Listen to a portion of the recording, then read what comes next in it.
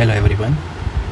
Uh, Currently there is a break in my class, so I was just thinking that let me just summarize whatever I have understood about the land reforms per se in 5 to 6 minutes. So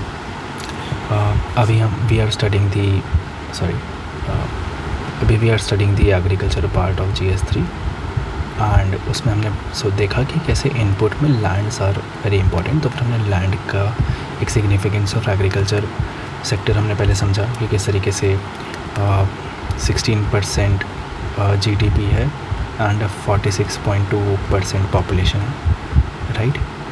एक ये है and इसके अलावा और कौन कौन से point से देखते हैं या सोशल में तो ये है, और किस तरीके से ये जो पर्टिकुलर स्टैट है these are leading into poverty करवा रही है, इक्विटी का इशू आ रहा है। एंड कैसे ये क्या लिखा है मैंने खुद भी बोल के, I think there is a scope of improvement in writing, I believe. So yeah disguised unemployment, yes disguised unemployment है, पॉवर्टी नहीं है, इंक्लूसिव ग्रोथ में इशू आ रहा है। सो या एंड दूसरा लाइक इन्वायरमेंटल सिग्निफिकेंस है कुछ, जैसे कि सस्टेनेबल डेवलपमेंट गोल है कि किस तरीके से एग्रीकल्चर के ऊपर है कोई 11th और 17th SDGs।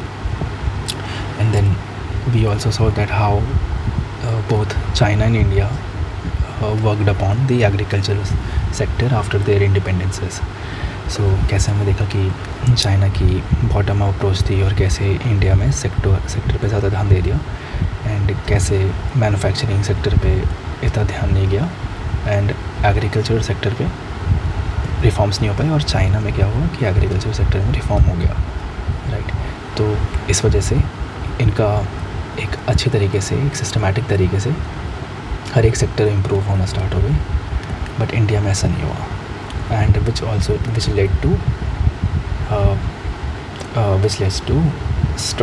Which led to lack of structural transformation in India. And then कुछ हमने निमोनिक्स देखे थे, कैसे ग्रो एक है in the land specific questions, कैसे जेनेटिकल मतलब ग्रो है एंड पोस्ट प्रोडक्शन स्टेज में ग्रोथ है। Then again coming to land कुछ चैलेंजेस थे, ओनरशिप का इशू था just after the independence and stuff, documentation issues थे, राइट। एंड कैसे फ्रैगमेंटेड लैंड होल्डिंग्स थी एंड ये दोनों मेजर इश्यूज़ की वजह से लाइक डॉक्यूमेंटेशन का इशू था, ओनरशिप का इशू था, and there was an issue of fragmented land holdings which were leading into how the lack of mechanization which further was leading into unsustainability in the agriculture sector, which was then hindering the policy making, right। तो इस वजह से वो भी नहीं हो पाया। And इसका भी अहेड है, राइट। लैंड ही है इसका भी अहेड, राइट। कैसे लैंड रिफॉर्म्स पे ध्यान देना है, लैंड रिकॉर्ड्स पे करना है ध्यान, लैंड कंसल्टेशन पे करना है, ए से एग्रीकल्चरल रिसर्च पे ध्यान देना है, एग्रो इकोलॉजिकल अप्रोच पे ध्यान देना है, right. This is a point which I might forget, it is a very good keyword. So yeah N से नेशनल रिसोर्स मैनेजमेंट करनी है, डी से development of the better infrastructure and the policies in the agricultural sector, right. Sorry हाँ, in the with regards to land and there is this data like कैसे 89% of farmers हैं वो small and marginal farmers हैं। Land reforms again हमने इस पे what पे ध्यान दिया कि किस तरीके से कि क्या है ये, क्यों इस पे ध्यान देने की ज़रूरत है एंड कैसे करना है, इसके बेनिफिट्स क्या होंगे, चैलेंजेस क्या होंगे और वे हेड क्या होंगे। व्हाट इज़ व्हाट कि it is needed to ensure the equitable distribution of land, right. And with regards to socio political power and कैसे there was this article 39B and 39C of the Indian Constitution, which is in part 4, which talks about DPSPs. They talk about how concentration of wealth नहीं होनी चाहिए। I think that is also which also says कि मतलब land reforms होने चाहिए in some way or the other, because then the concentration of wealth will not happen and the wealth will be redistribution होगा इसमें, right। So ये है जैसे कि यहाँ पर भी लिखा है, इगैलिटेरियन डिस्ट्रीब्यूशन ऑफ रिसोर्सेज होनी चाहिए। नीड क्या है, कुछ हिस्टोरिकल नीड है कि कैसे बरदौली सत्याग्रह हुआ था, राइट, एंड फ्रीडम मूवमेंट में काफ़ी जो टेनेंसी इशूज़ हैं उसको सामने रखा गया था. There is this legal arc in it कि कैसे आर्टिकल 39B 39C सोशियो में मतलब ये है, पॉलिटिकल में ये है, टेक्नोलॉजी में मतलब ऑब्वियसली ओनरशिप होगी तो फिर कल्टिवेशन ओनरशिप होगी, then it will lead to technological intervention to the agriculture, right. So yeah कैसे इकॉनमी, तो वी नो कि किस तरीके से इकॉनमी में अगर लैंड रिफॉर्म्स होते हैं तो कैसे इनकम इंक्रीज़ होगी, राइट, कैसे लैंड का मैनेजमेंट अच्छा होगा, कैसे जो सब इन्फ्यूडेशन है जो ब्रिटिशर्स करके गए थे वो ख़त्म हो जाएगा. Again then there are 3 types of reforms when we are talking about the land reforms, actually 4, but अभी हम 3 की बात करेंगे. First is obviously zamindari abolition, tenancy reforms, land ceilings. तो यार ज़मींदारी रिफॉर्म्स कि किस तरीके से उनके इश्यूज़ हैं, कुछ चैलेंजेस हैं उनके, कुछ चैलेंजेस है इस पर्टिकुलर रिफॉर्म्स में, ये देखने की ज़रूरत है. आई डोंट नो कितना 7 मिनट होने वाले हैं.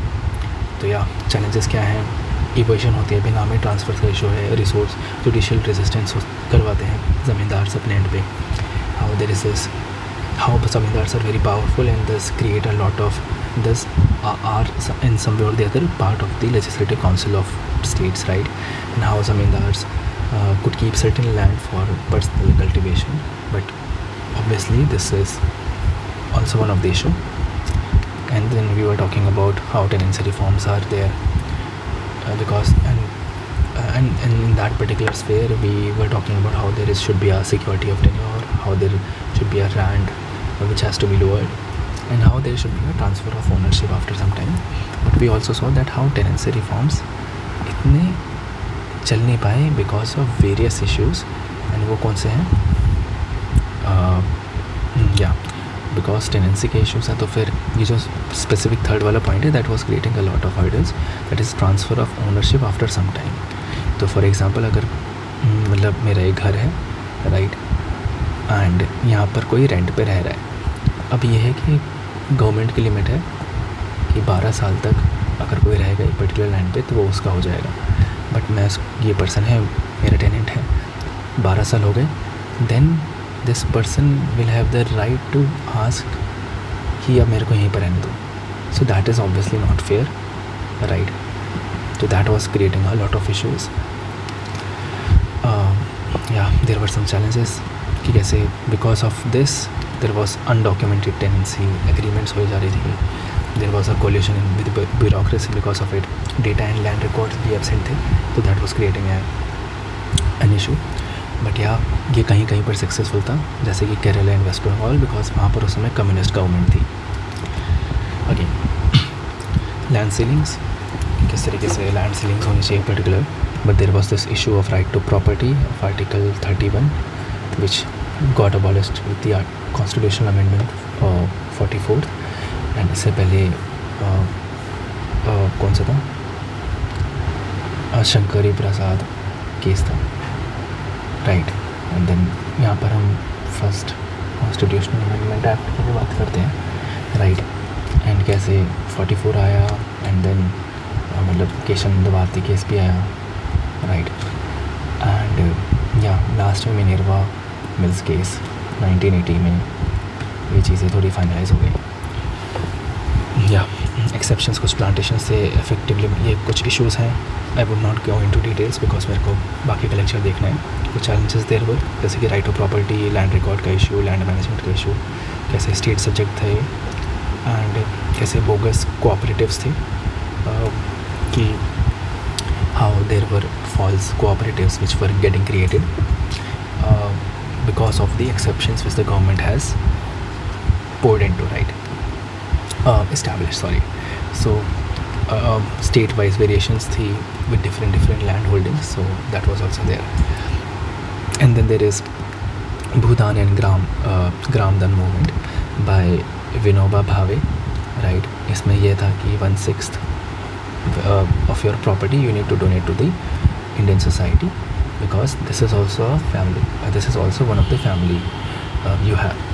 But initially ये चला था, but later थोड़ा सा इशू आने लगा था, because people used to donate dry land which were uncultivated, which were not able to provide much yield, and cultivation का there was an issue there.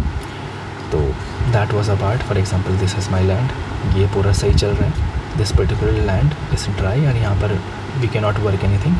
So what we will do under this thing, we will donate this thing under 1/6 Bhutan thing. But and that is why it was not that much effective. Again, we saw that there is an evolution of land reform which happened. Second, there was this green revolution, then this.